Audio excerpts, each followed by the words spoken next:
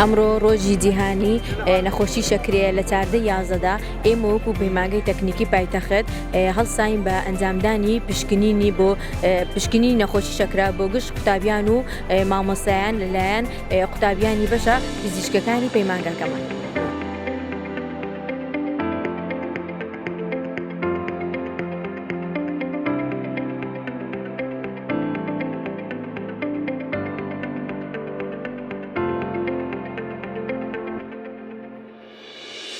من قوتابی بەشی کاری نەخۆشی ئەمڕۆکە بەهۆی ڕۆژی جیهانی نەخۆشی شەکرە هەڵساین بە ئەنجامدانی تێستکردنی شەکرە بۆ قوتابیان و مامۆستایان.